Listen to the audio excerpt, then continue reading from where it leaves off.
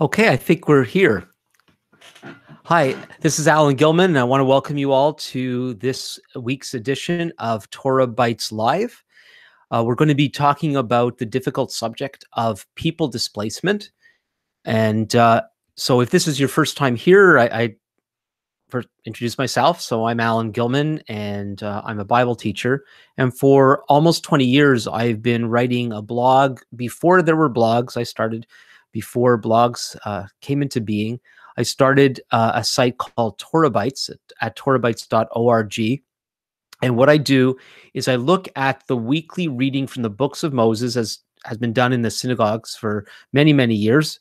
The books of Moses are read through on an annual cycle. And every week, there's about 4 or 5, sometimes more, sometimes less chapters that are read. And what I do is I take a thought from those chapters, and I share a short message on that one thought. And so a few weeks ago, I decided I would try to do these weekly follow-ups to the message of the week. So it came out last Tuesday, and I called it Displacement Guilt, and I'll get into that a little bit more in a minute. But so I've been using these weekly live broadcasts to further unpack what I share in the short message. And it's a little funny. I don't know if you've seen my article. I put a link to it in the comments of this video called Truth in a Soundbite Culture. I posted that at the end of last week. And in that article, which you could read or listen to at blog.alangilman.ca, but I believe, yes, the link to that is also available in the comments, or rather the description of this video. In that message, Truth in a Soundbite Culture, I put forward the idea that truth cannot be properly and effectively expressed in a short soundbite, a quote, or a meme. You actually need broader context. So I hope that as I've done TorahBytes through the years, that it's understood that I'm actually sharing a short message within the broader context of Scripture. And one of the things I've been trying to accomplish by doing TorahBytes all these years is to show people and demonstrate to them that there is meaning not only in the Old Testament, but in the first 5 books of the Bible. A lot of Bible readers stay away from the Old Testament. They like Psalms and Proverbs because I think those read more, they come across more personally and appeals to the individual. But even those books of the Bible, just like the New Testament, rest on the foundation of the Old Testament, the Hebrew Scriptures, and especially the first 5 books. The books of Moses are foundational to the whole rest of Scripture. Without an understanding of those 5 books, you can't really understand the point of much of the rest of Scripture. Now, there are many people who love the Bible, focus on the Bible, but they narrow down that focus to the New Testament in particular. Without the Hebrew Scriptures, I could say there is no New Testament. And if you understand the New Testament at all, you know that is true. We use the term fulfillment when describing what Yeshua the Messiah has done. But fulfillment doesn't mean over and done with. He didn't come to complete the expectation of the Old Testament, the Jewish Bible, in the way many people think. He actually came to bring it to the full. And all that the Old Testament is about comes into fullness through the Jewish Messiah. And when a lot of people teach New Testament, they do so with an assumption, whether conscious or unconscious, of the truths of the Old Testament. But it's too bad that many people don't go back to the root of Scripture and see what Bible's all about by a proper holistic understanding of the older part of the Bible, and in particular the 5 books of Moses. And so I hope in the past 20 years, for those of you who have been following TorahBytes, some of you all this time, have seen that there's so much meaning and so much helpful information that we have in in the whole Bible, including the 5 books of Moses. And so we're going to get into what the Bible has to say about this difficult topic as we go along. But first, to get our bearings, the reading for this week in Hebrew is called Hukat, and it's taken from Bamidbar, the 4th book of Moses. In English, we call it Numbers, chapter 19, verse 1 through chapter 22 and verse 1. And the accompanying reading from the prophets, and the way the prophets are categorized in the traditional Jewish way, includes books of Joshua, Judges, 1st and 2nd Samuel, 1st and 2nd Kings, as well as the prophets Isaiah and so on. And so this week, the Haftorah, as it's called, the completing reading, the Haftorah portion, reading from the prophets, is Judges chapter 11, verses 1 through 33. But the concept that I focused on this week, I entitled Displacement Guilt. And I put forward the idea that there's a lot of bad feeling in the world today over the plight of displaced persons.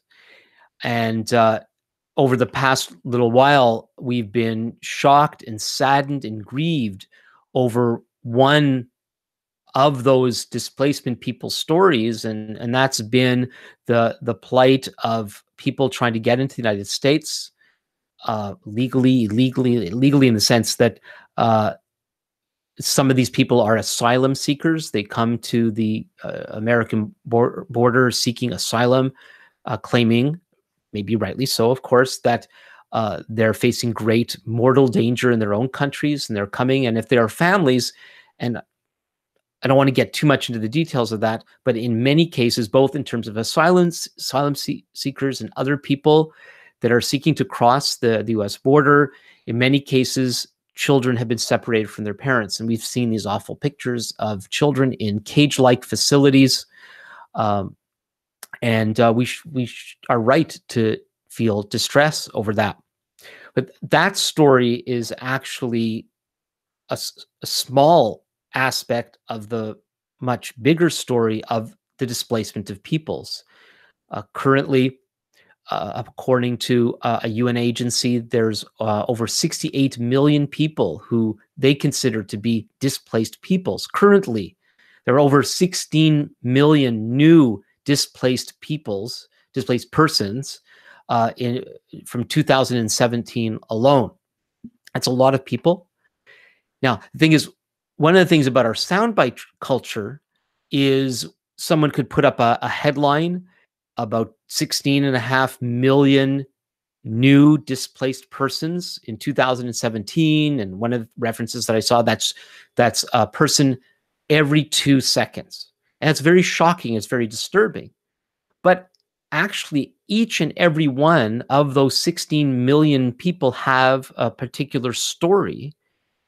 And even those that might be part of a particular group, and some of them large groups of displaced persons, each one of those stories is unique to them, and each one of those stories is complex. And in order to understand the plight of these people, we need to understand the broader context of each of those stories. Now, I don't have the wherewithal or the time to get into the background, the context of why we have all these displaced persons in the world today. But I think what we can do by looking at scriptures to see how best can we respond to this disturbing situation in the world. Now, I called some of the feeling that people have today over the fact that, in particular, that there's many of us in the world, particularly in places like North America, where we're enjoying a particular quality of life because other people in the past were displaced. And we're the descendants of the displacers, so to speak.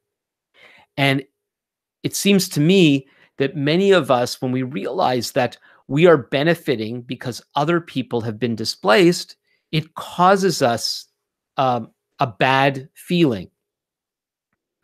And I dare to call it guilt. One of the things I didn't have time to give as an illustration is I likened it a little bit to a guilty pleasure. So people who have particular health conditions or under strict diets, perhaps from time to time, they eat something they shouldn't. And while they're eating it, they're experiencing conflicting emotion. On one hand, they're feeling pleasure because they're enjoying the chocolate cake or the ice cream or whatever it might be, and they're enjoying it a lot. They're having happy feelings bursting inside them while they're doing it. At the same time, they know they shouldn't be doing this. And so they also feel some sort of guilt. They feel bad for feeling good. So they're, on one hand, they're benefiting, but they know they really shouldn't be benefiting, but they're benefiting anyway.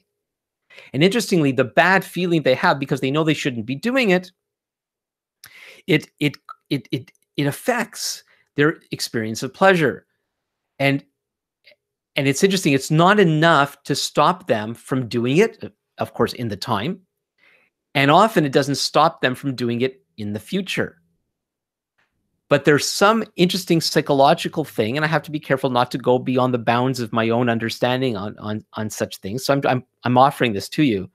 But there's something about the feeling of guilt that enables them to experience the pleasure, because they can't seem to go, you know what?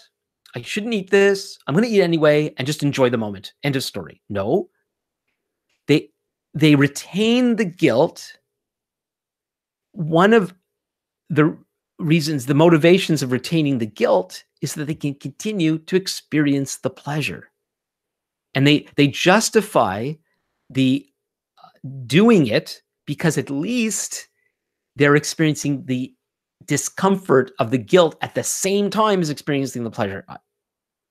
If you could explain it better, or if you disagree, feel free to put it in the comments or email me.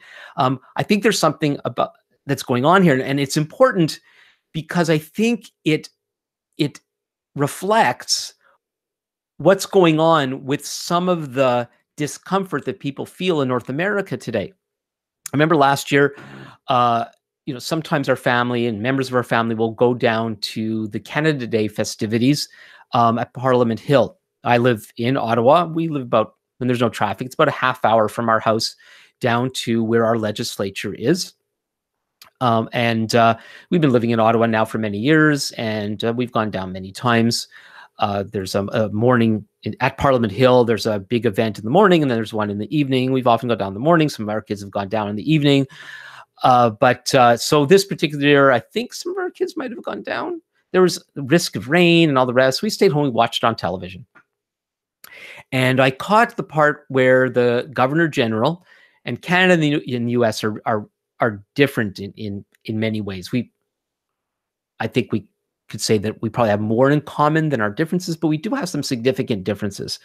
And one of our main differences is our head of state in this country is the Queen of England. But when she comes to Canada, she's not the Queen of England, and this is true throughout the British Commonwealth. When she's in Canada, she's the Queen of Canada. Yeah, Canada has a queen. It's Queen Elizabeth II, and she is a representative and who has a throne in our Senate. Our Senate works very different from the American Senate. I don't want to get too distracted by these details, but the Queen's representative is the Governor General. At the time last year, he was finishing his term. It was David Thompson, and when he comes to Parliament Hill, the Canadian flag comes down from on top of this tower called the Peace Tower that looks like Big Ben. And so when the Governor General, the Queen's representative, or the Queen herself comes to Parliament Hill, the Canadian flag comes down from the top of the Peace Tower and his standard goes up. And so he's our head of state. In many ways, it's a ceremonial role, but it's a powerful ceremonial role. And so he gave some of the first comments with last year's Canada Day celebrations. Canada Day is July 1st every year, just a few days before the American Independence Day. And so when he began his comments, he began by saying that our parliament and these festivities of tens of thousands of Canadians and other visitors celebrating our national holiday was taking place on native land. That he was acknowledging that. Now, I think the history is very, very important. I think honoring the peoples who not only inhabited but controlled this region, that's important. But I find it very conflicting when the head of our nation is acknowledging that we're doing these Canada celebrations on land that doesn't really belong to Canadians. And throughout the festivities, there were these comments, the early festivities, that this kind of apologetic sort of I don't know what to call it, thing that our leaders were expressing. But the thing that kind of gets me, and I can't speak for, in Canada, we call our Indigenous peoples First Nations. I can't speak for them, what they think. I know there were, well, relatively few, but many First Nations participants in those festivities, especially at the beginning of the festivities. But there's this statement of a spirit of apology being expressed by our government leaders, but we don't give the land back. We continue with our Canada Day celebration. In Canada, in the Indigenous narrative, we are the European colonizers who came and slaughtered the First Nations people and took over their land. Some would say steal from them. That's supposed to be the story. And many people feel very bad about it. But what are we doing about it? We're celebrating Canada Day. We're firing off fireworks at the end, celebrating that we have this country. And yet we have tolerated, to some extent, that people are talking about it. People are trying to bring resolution. Yes, and that's all good. I might have time to talk about that in a moment. But we don't just give the land back. We continue to enjoy what we've claimed to be ours now, whoever the we is. And it is complicated because, me, like so many other Canadians, and it's true for Americans in the United States, I was born to immigrants. My father and all my grandparents came from the region which is now Belarus. It was called White Russia. Like so many other Jewish immigrants in the 1920s, escaping. We were displaced peoples in a sense, that life had become unbearable in Russia for many Jewish people and many other peoples, and had opportunity to immigrate to Canada, the United States, and other places. And I had nothing to do with that. I was born in 1957 in Montreal, and I had to learn my family's history. I had to learn Canadian history. I was born into this place. And this, one of the things that makes this whole issue of displaced peoples very complicated is when you become the descendants of people who either forcefully or willfully migrated, and you're born to those people. What are you supposed to do about it? The Russia of my parents is not the Belarus of today. And the history of the Jewish people is, we came from somewhere else prior to our ancestors settling in that part of Eastern Europe. What are we supposed to do? Now, some say, well, go back to land of Israel. Well, that creates a whole other set of issues because of the unfolding of the history of the modern state of Israel. It's a story of refugees. It's a story of pioneers, and some people say it's a story of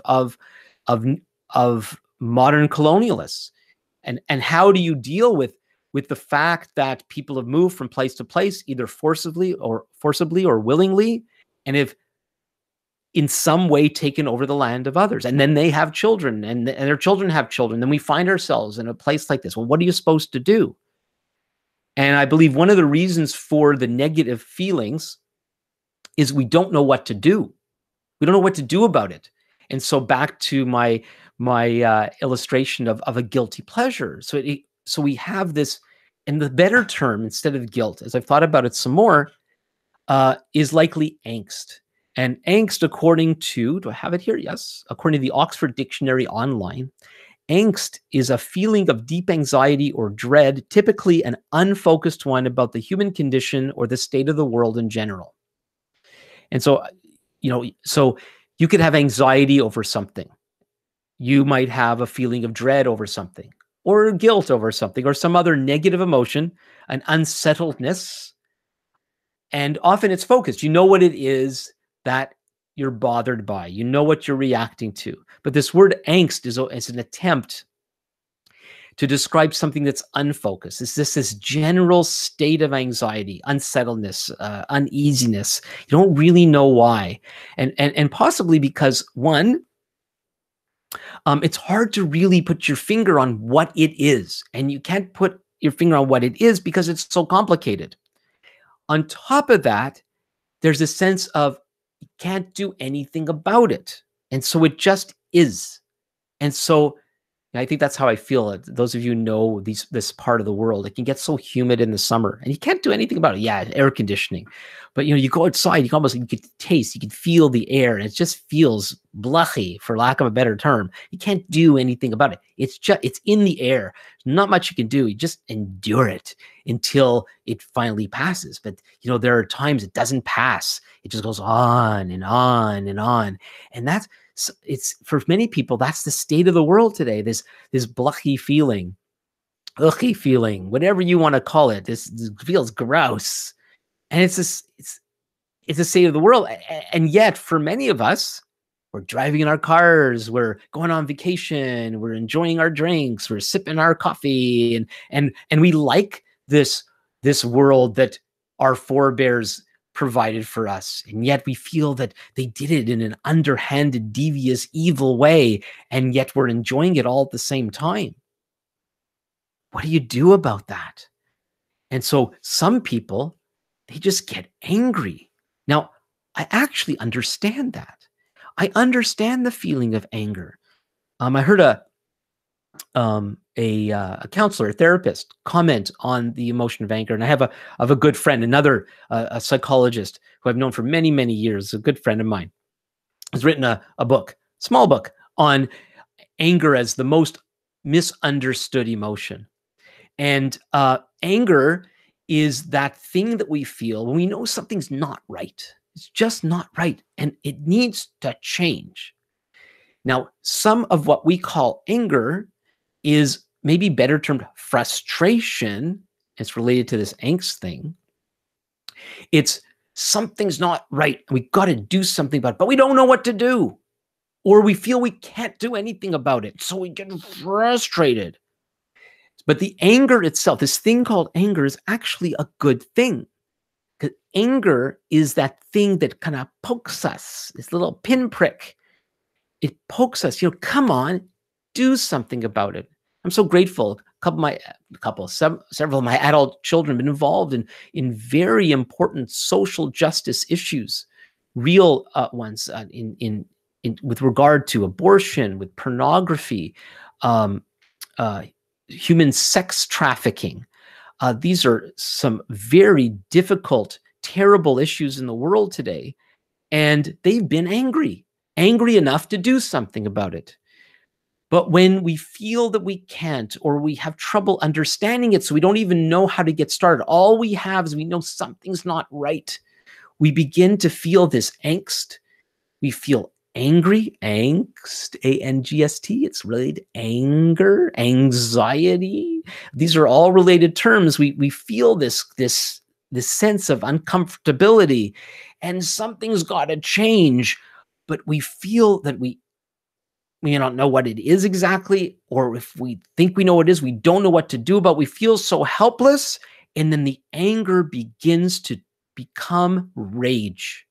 This kind of uncontrollable, unorganized, unthought out expression of anger. And it seems this is marking how a lot of people are coping or not coping with their angst. They know something's wrong. They don't like what they see. So you see the images of children in cages, and you want to erupt. And so you express yourself with anger on Facebook. And sadly, this becomes very unconstructive, destructive, whatever the word is. It's not helpful. Just to express our anger and spout sound bites and sharing things on Facebook, and it comes down to complaining, because we're not talking to anybody who could actually do anything about it. On Facebook, we're posting things to our friends. Most of us don't understand the algorithm through which who is actually seeing these things. Do we actually think our prime minister or the president is reading our tweets? And it doesn't, but we're out there, we're blasting this and we're blasting that. Is it making us feel better? I have a feeling it's not. The more you complain, the more you want to complain. The more you complain, the worse you feel, not the better you feel. That's how that works. And I have some good news. I think we could actually do something about all this stuff. I think there's a way to respond that is actually constructive. Okay, so why don't we look at how I believe the Bible speaks into this situation. So we have a world full of displaced people. And part of that story is a story that the Bible is full of, and that is displacement of peoples. It has been a normal experience of human beings from literally the very beginning. Because in the story of Adam and Eve, to start with the first humans, they were displaced peoples. In their particular story, I'm not saying that their story is everybody's story. It is in some ways, but with regard to this topic. So they were in the Garden of Eden. They were given a way of life to live, and they were instructed on how to live that life. And they decided to do things their own way by not listening to the voice of God, but listening to the voice of evil instead. And what was the result? People displacement. They were sent out of the environment that they were originally designed for and set out into the dangerous world, a world where they would become aliens. And we've inherited that. And this is where this actually speaks to all of us. They became alienated from God. They became alienated from their environment. And in some way, we could say the story of the entire Bible is the resolution of displaced peoples. And so then the story goes on. As we look at people in an environment of life that they were not originally designed to be in, a world of brokenness, a world of hate, a world of evil, a world of destruction, a world of anger, a world of angst. The Bible calls this sin. And, sin has become a very religious term. But it's simply a way to describe, some people say it means missing the mark. It's the way the world is that it wasn't supposed to be. It's the wrongness of life. It's a way to describe that, and particularly as it affects human beings. And I like to use the term twistedness. It's crookedness. It's things are not the way they were designed to be. And every one of us is born into that situation. So let's see, where am I here? I'm a little mixed up with my notes. Okay, so the Bible continues on speaking about the experience of displaced peoples. The story of Noah, talk about displacement. So as we know, evil got to the point where God deemed it necessary to destroy all the human beings and all the air-breathing creatures. And Noah, well, of course, death is the greatest displacement of them all. Noah is saved, but then Noah had to endure being displaced. The experience of his salvation was no easy ride, living for a year cooped up in a large wooden box, the Bible calls an ark, boat-like box, with all those animals. It's not a pretty sight, actually. But that's normal. even when we go through process of rescue in life, very often that process is a very, very difficult one. And so we need to have empathy and sympathy for the peoples that go through displacement. Then Abraham was called by God to leave where he grew up and go into an alien, hostile environment as an old man with no children to take care of him and his wife. And Abraham becomes the model of faith in the Bible. He's called the friend of God. So he's somebody that he really knew what life was all about. Actually, he's a model for us to follow. And it's one of alienation in terms of relating to the world around him and trusting God in the midst of being out of sorts as a displaced person. His grandson Jacob, because of partly due to his own a situation that he himself created in creating animosity between himself and his twin brother, takes off. Now he goes to relatives, but still he leaves the land of his own birth and lives in a foreign place. And through those experiences, he meets God, and that changes him. Joseph, his 11th son, he had more kids than me. His 11th son ends up being the victim of jealousy on the part of his own brothers and is sold into slavery and becomes a displaced person, not knowing that God was going to use that horrible circumstance where he'd be a slave in Egypt himself. Then he ends up in a dungeon for no fault to his own, except for that he was standing up for what is right, and that ended up getting him into trouble. And talk about hostile environment. He spent years in a stinky, terrible dungeon. And eventually he's set free and makes a difference in government in Egypt for not only Egypt and the surrounding region, but for his own family and for the plans and purposes of God.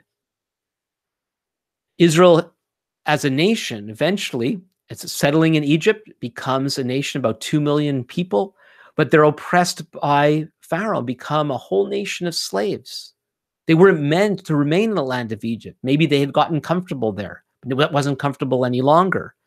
And through the intervention of God, through Moses and his brother Aaron, they're able to leave Egypt, and now they're free. But where are they free? They're free in another hostile environment, the wilderness, for 40 years. But they learn so much about God and about truth, and they're prepared to finally enter the promised land. And then they do. And I spent some time on in the TorahBytes message this week. For many people, the fact that they conquered the land of Canaan and displaced the peoples there, wiped most of them out. That's a very difficult and tragic story for a lot of people. But we know part of the reason for the conquering of the promised land and the wiping out of most of the people there was this was an act of judgment. In fact, it seems that some of the reason for the length of time of Israel being outside of the land of Canaan was God was waiting for the evil of the inhabitants of what was the promised land, for their evil to rise to the point where it became just to judge them. Try to get your mind really wrapped out around some of these things. And I don't know how to comment upon the experiences of people who've experienced horrific tragedy, genocide, attempts at genocide and genocide throughout history. Like, was that God's judgment? I don't want to jump to that conclusion, but I don't think we should jump to the conclusion that it wasn't either. There have been great evil nations through the history of the world, and some of them have been wiped out. And one of the things we've seen is that evil never wins. Babylon didn't win. Rome didn't win. Nazi Germany didn't win. Thank God. What would the world be like if the Nazis really had their way? What would the world be like if the Amorites actually had their way? If Israel hadn't wiped them out And it sounds terrible. It sounds absolutely terrible to think that it's a good thing that people had to die. Isn't that horrible? But I think part of our reaction to that is we don't really believe that evil is as bad as evil really is, and that judgment from time to time is necessary. Now, we need to be very careful who we determine are the good guys and the bad guys, but there is good and there is bad. And I know it's very complicated, and no one in the world is altogether good. No one in the world is altogether bad. Well, that's actually one of the interesting things. So we know from Scripture that Israel went into exile under the Babylonians, the southern kingdom called Judah at the time, where we get the word Jewish from. They were sent into exile because of disobedience to God, because of rebellion against God. God used the Babylonian Empire to bring judgment upon the people of Judah and take them into exile because we had turned away from God. Very clear in the Bible. But you know that it actually says in Scriptures too, and I have it written down here somewhere. Where is it? I thought I had it written down. Oh, in Isaiah 47, verse 6, we see how God holds Babylon responsible for going overboard in how it treated the people of Judah. So on one hand, Babylon was a sword in God's hand. And yet that sword went overboard, and God called Babylon to account and judged Babylon for its mistreatment of Israel. Now, I wish we had an answer key to all the difficult situations in history, but we don't. I wish we knew and could say without a doubt what is going on in the world. What's the reason for this and what's the reason for that? We don't know. But God judges evil, and God will not put up with evil. Now, you might have your own perception of what evil really is, but in the end, God will make that determination. And throughout history, he's been making that determination. And the earlier we accept the reality of that harshness, that's part of the overall story of life, the sooner we'll be able to respond to it better, instead of just feeling the angst, instead of just getting bitter, instead of being angry and not doing anything constructive with it, instead of being full of rage and just blasting people. If we could reckon with truth, if we could reckon with reality, maybe we can make a positive difference. So we were looking at some of the biblical examples of how people have dealt with displacement. We looked at Adam and Eve and their experience. We looked at Noah and Abraham, Jacob and Joseph, and then the people of Israel in the wilderness. And then they conquered the land. I referred to the Babylonian exile. And that's an example right there of how people have been called by God to deal with their displacement. Now, we know the people of Judah in Babylon were there because they had disobeyed God. But God sent prophets to them to tell them what to do about it. And there's a famous chapter in the book of Jeremiah that people like to automatically apply to themselves, where Jeremiah had written a letter. He was still in Jerusalem while many of the people had been already taken to Babylon.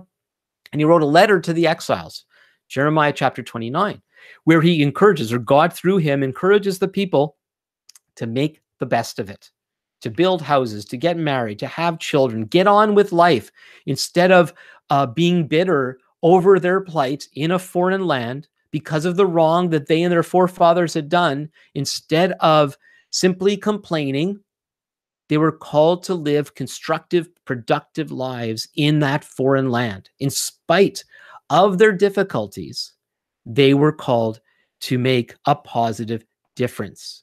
And part of the motive that God provided them was that he promised them a positive future, that he was going to do good to them, that he was going to be with them, that this was not the end of the story.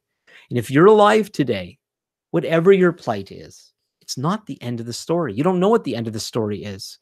And with the help of God, we can make a positive difference for ourselves and for everybody else. David, going back in time, so King David, before he was king. He experienced what it was like to be displaced. God had called him to be the successor of King Saul, and God used him to bring great victories for his people. But then Saul hated him for that, and he was jealous of him. And so David had to run away, and he lived in caves in the wilderness. And you got to go to Israel sometime to see what that experience in the wilderness of Judea that David experienced was really like. And it was rough. It was really, really hard. And yet in that place, God was teaching him things. In that place, God was preparing him for that time. Just like Joseph when he was in the dungeon. Like this story is repeated in so many different ways in the Bible and throughout history.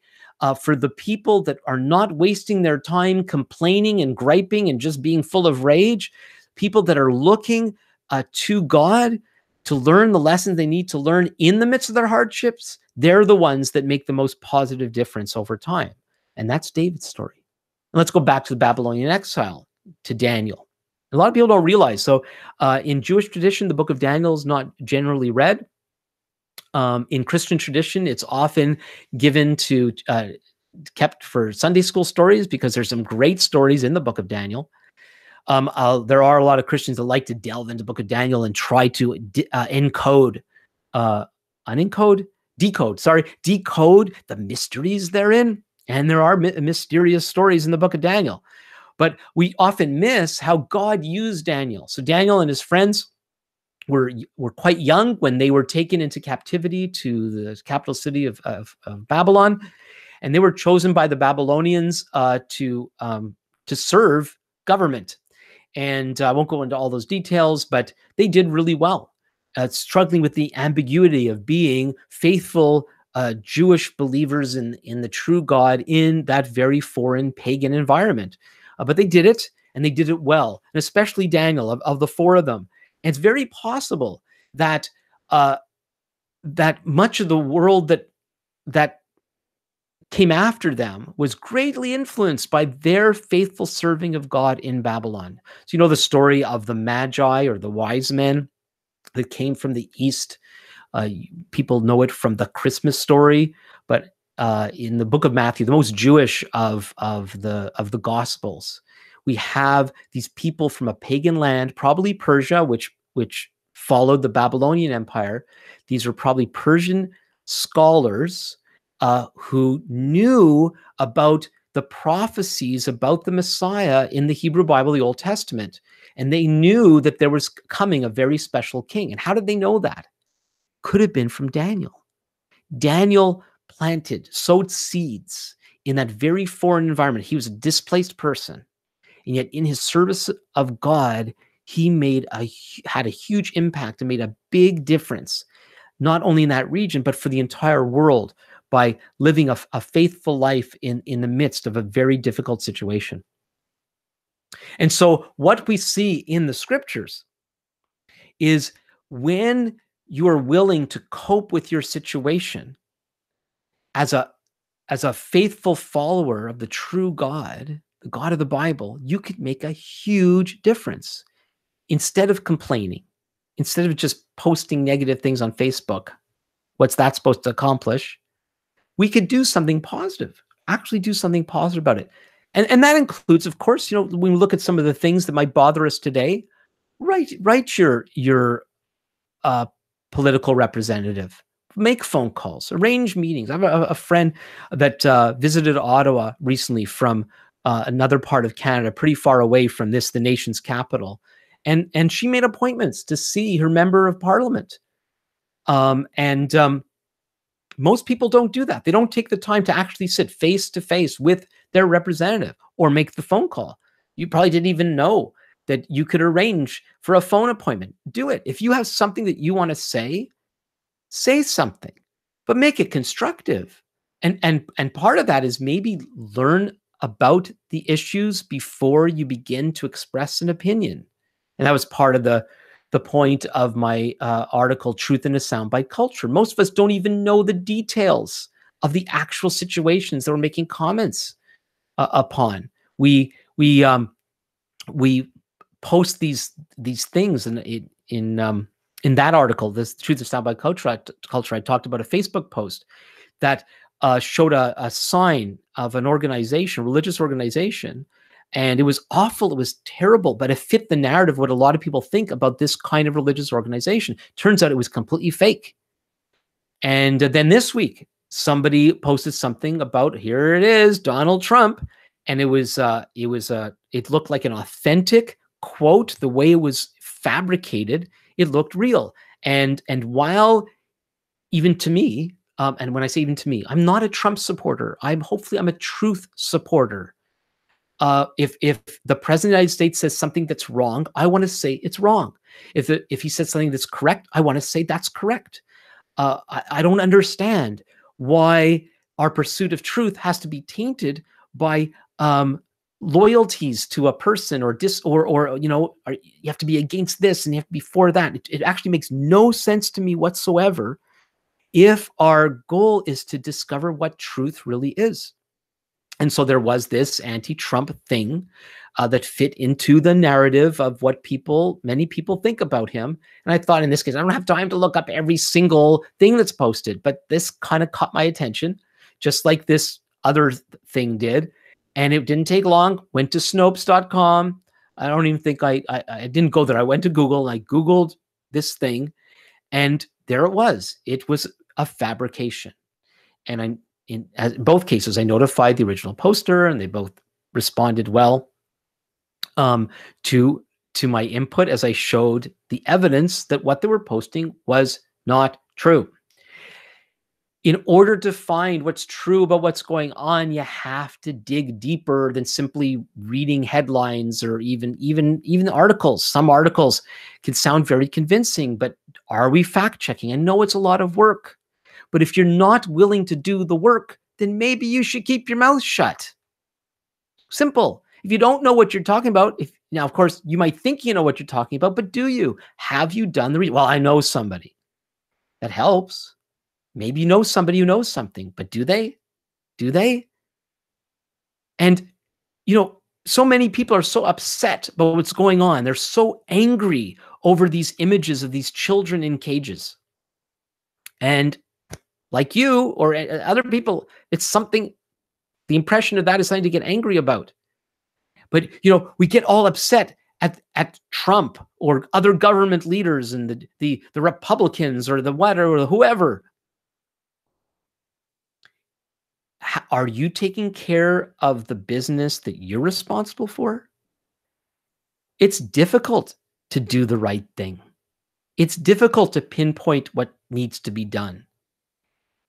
It's difficult to deal with the simplest things of life, let alone these large issues like illegal immigration. How do you deal with asylum seekers? And it's easy to lump them all in some little simplistic definition and then react to it.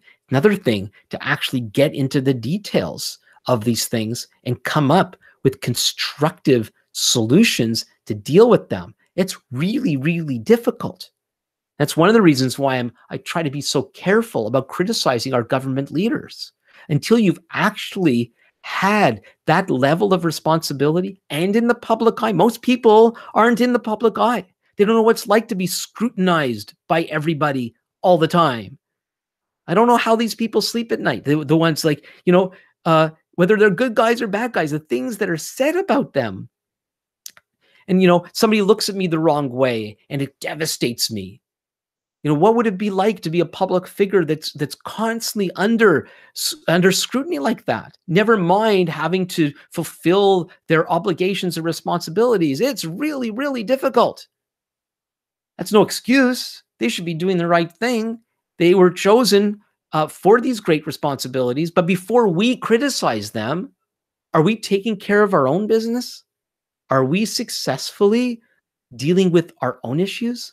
Some of us aren't getting along with our kids and our spouses. And then we point our fingers at government leaders for not doing their jobs properly. This is no excuse. But all I'm saying is, before we get all so hot under the collar about what they are doing, let's look in the mirror and deal with our own stuff first.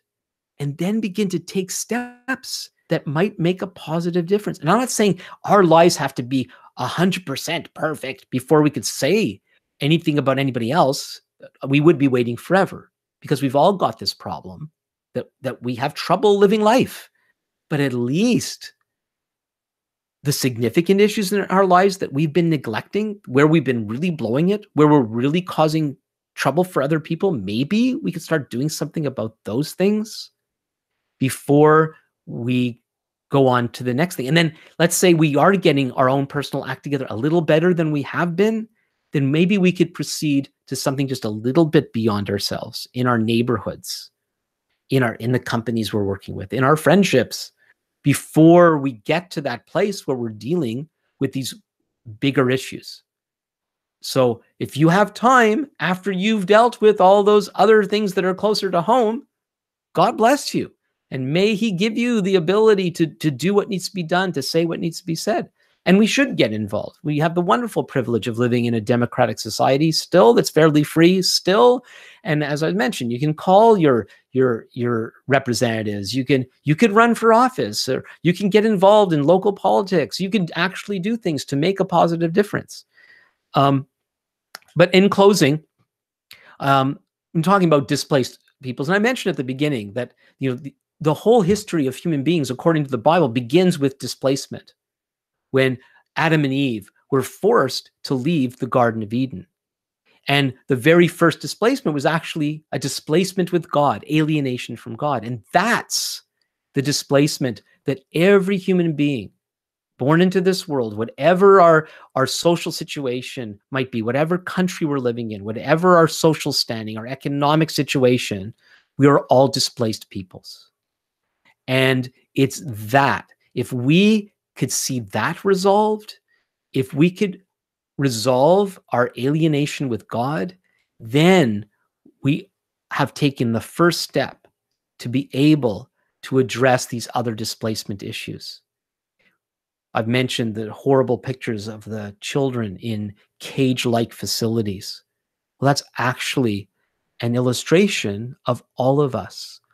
All of us find ourselves in cage-like oppression. But the good news is the whole story of the Bible is that God desired to have us burst out of these cages, and that he himself became the Messiah on our behalf, to give himself to conquer sin, to conquer death. And if we would put our trust in him, we could find ourselves no longer displaced, but restored to proper place with God. We could become God's friend, and then we could be his instrument of helping other people not only find reconciliation with God and find freedom in God personally, but then also help deal with some of these very practical, difficult issues. But if we don't start on a foundation of freedom, of forgiveness, of restoration with God, we're not going to effectively really be able to help anybody else, both personally and with these larger issues. Well, that's it for this week's edition of TorahBytes Live. Please feel free to put a comment in. Don't forget to subscribe to this YouTube channel. Please feel free to send me an email. All the information is in the description. And hopefully we'll be back again next week for another edition of TorahBytes Live. This is Alan Gilman. See you then.